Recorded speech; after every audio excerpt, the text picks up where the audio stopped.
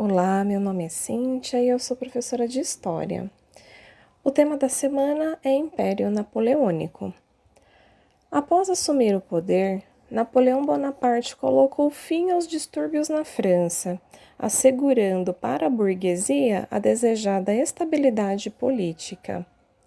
A Constituição, decretada em 1799, previa que o poder executivo da República Francesa deveria ser exercido por 3 cônsules: Napoleão Bonaparte, Jean-Jacques Cambacérès e Charles-François Lebrun.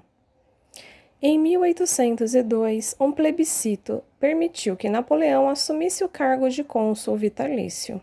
2 anos depois, outro plebiscito deu-lhe permissão para transformar-se em imperador. As reformas implementadas por Napoleão, no período que ficou conhecido como o Consulado, consolidaram a ordem burguesa na França.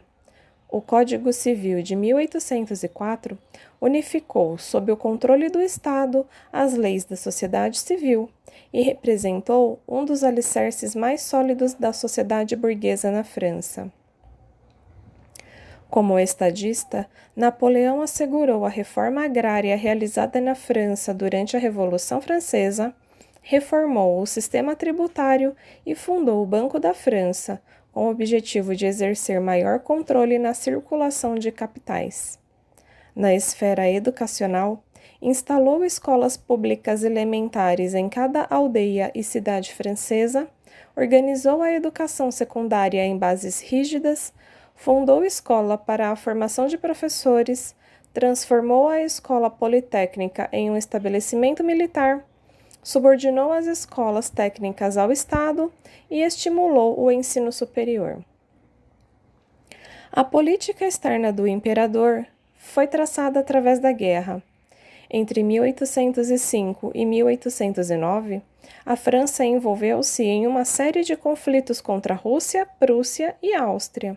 Vitorioso, o imperador Napoleão submeteu quase toda a parte ocidental da França e destituiu os monarcas de vários países europeus, substituindo-os por seus parentes e generais. Apesar de bem-sucedido nas campanhas militares no continente, Napoleão foi derrotado nos mares em 1805 pela Marinha Britânica. A hostilidade entre França e Grã-Bretanha levou o imperador francês a decretar, em novembro de 1806, o bloqueio continental. O decreto estabelecia que a França, os países aliados e os territórios sob domínio francês estavam proibidos de comercializar com os britânicos, sob a pena de intervenção militar. Napoleão acreditava que o enfraquecimento econômico da Inglaterra daria à França o predomínio dos mercados na Europa. O bloqueio, no entanto, não surtiu o efeito esperado. Países neutros foram hostilizados por ignorar o bloqueio. Outros sofreram ocupação e tiveram seus soberanos afastados, como aconteceu com a Espanha. As tropas francesas tornaram-se a base de sustentação dos governantes impostos por Napoleão e, por isso, viraram alvo do ódio das populações locais. Na Espanha, em Portugal e em outras regiões da Europa, as lutas contra os franceses assumiram características de uma guerra nacional. Assim como outras nações, o Império Russo rompeu com o bloqueio continental. Napoleão, ignorando os alertas sobre as dificuldades de guerra em território russo, em 1812, reuniu um exército de aproximadamente 600 mil homens para invadir o país. A campanha da Rússia foi um desastre. Os russos colocaram em ação a tática da terra arrasada, que consistia em abandonar os territórios, destruindo tudo que pudesse ser utilizado pelo inimigo.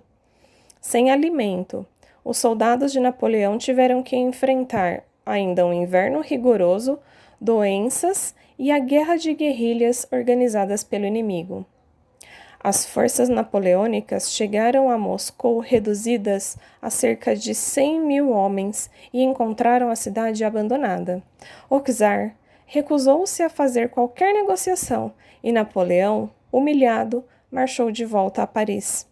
Dos cerca de 600 mil soldados que deixaram a França, menos de 60 mil retornaram, doentes e famintos. A derrota na Rússia abalou a credibilidade de Napoleão diante da população francesa.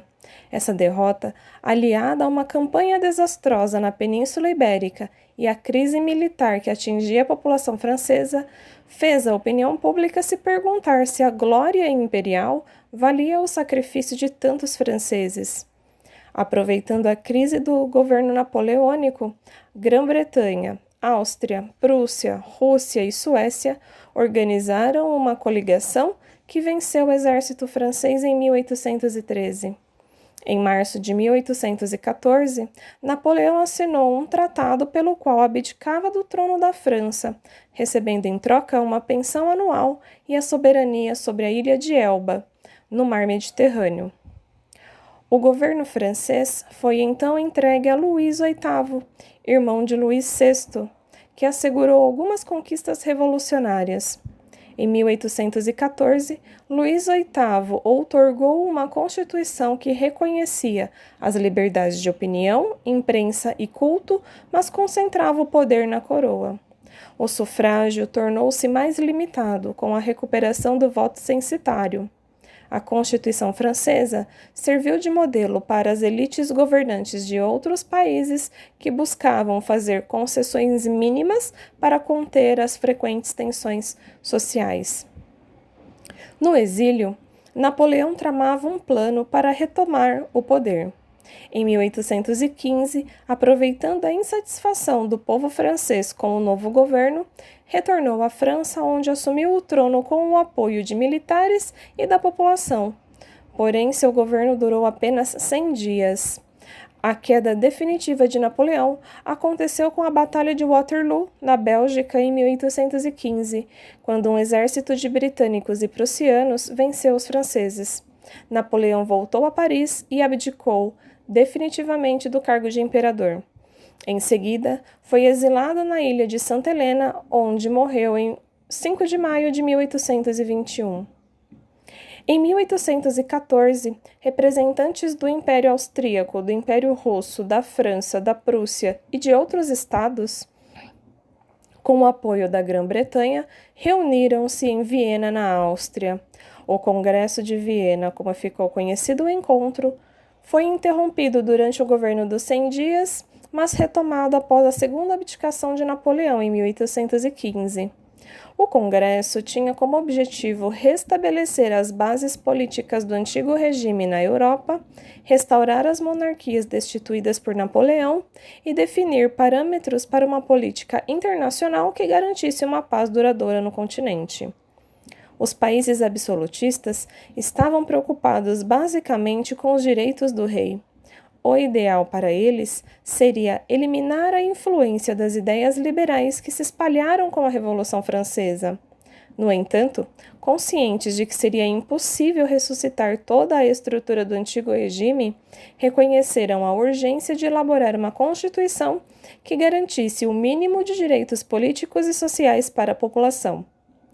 Ainda em 1815, Rússia, Prússia e Áustria uniram-se na Santa Aliança, um pacto político-militar que tinha como objetivo garantir o cumprimento das medidas aprovadas no Congresso de Viena.